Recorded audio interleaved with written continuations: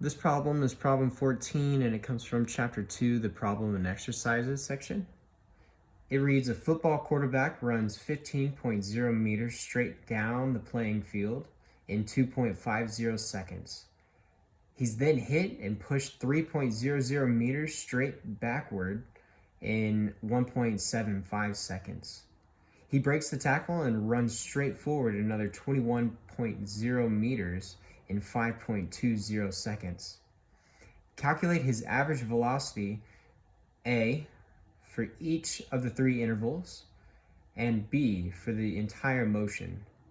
Okay, so let's see. Let's write out what we're given, but maybe let's break it up into our first part. Let's look at our first part first. So we have three different events that happen. Event 1, it says that he moves straight down the playing field 15 meters. And that takes 2.50 seconds. So this is our t, or you could say this is our delta t, and then this is our delta x. And we want to find the average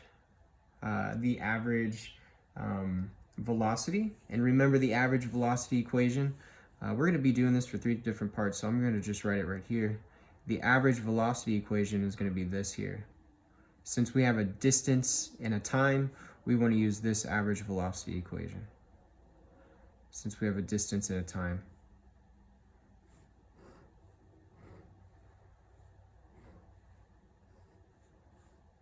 So for event 1, we can say for V1, that's just going to be this 15 meters divided by 2.50 seconds. And this gives us 6.00 meters per second. For the second event, event 2, it then says that he's pushed back 3 meters for 1.75 seconds. So here is our delta t, our delta x, and here's our delta t. But notice he's being pushed backwards. He's being pushed backwards. So this delta x, this should be a negative since he's being pushed backwards.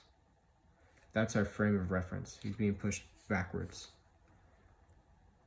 And so using our velocity equation, these are our units.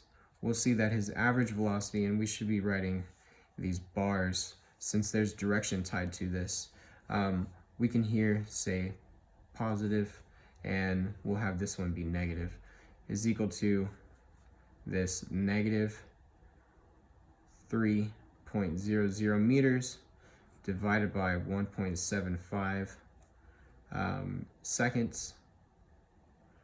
And this gives us negative 1.71 meters per second. Negative value because he's headed backwards in the backwards direction. That's the direction. This is our magnitude. So then the next event, the last event, event 3, it states that he then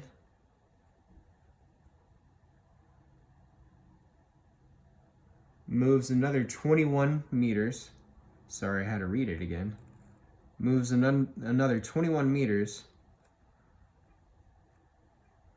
in the time span of 5.20 seconds.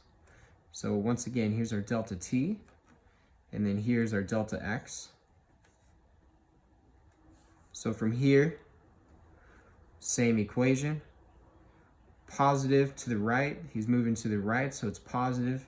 So we'll have another average velocity is equal to this 21 meters divided by 5.20 meters, or 5.20 seconds, and then that's going to equal 4.04 meters per second. And so here's our 3 average velocities for part A. We have to the right at 6 meters a second. We have to the left at 1.71 meters a second, and then to the right again at 4.04 meters a second, and we should be consistent. We could use words. We could say to the right.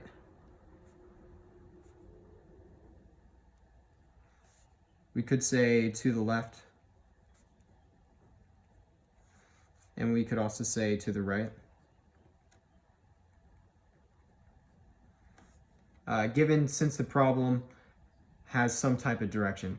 And I guess I'm saying to the right since I drew to the right, and to the left since I drew to the left. The problem did state straight down the playing field, so you could say straight down. So maybe to be consistent with the problem, straight down, up the field, and then down the field.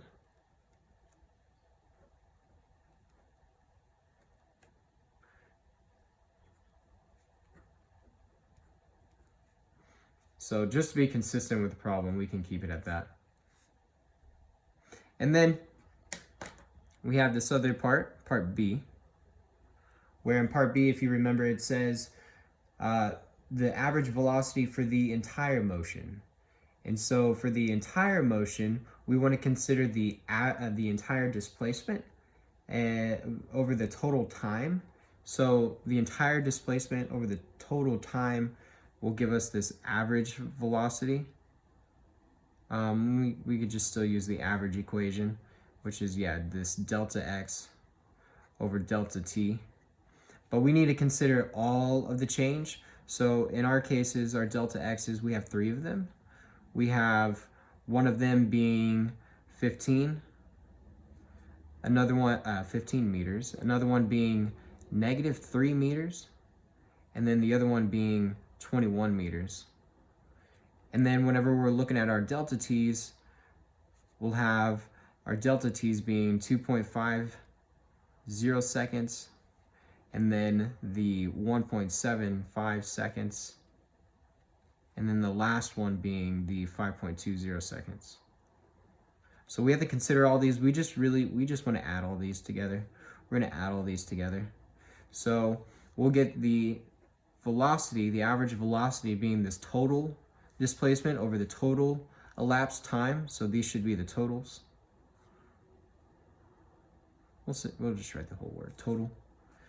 And that's going to be this 15 meters minus 3 meters, but plus 21 meters, divided by the 2.50 seconds, plus the 1.75 seconds, and then plus the final 5.20 seconds. And then whenever you sum all this up, you'll have 33 meters divided by 9.45 seconds. And then this gives us an average value, an average velocity rather, of the 3.49 meters per second. And so for part B, considering the entire displacement over the entire time elapsed, we'll see that the average velocity is 3.49 meters a second. And there we go.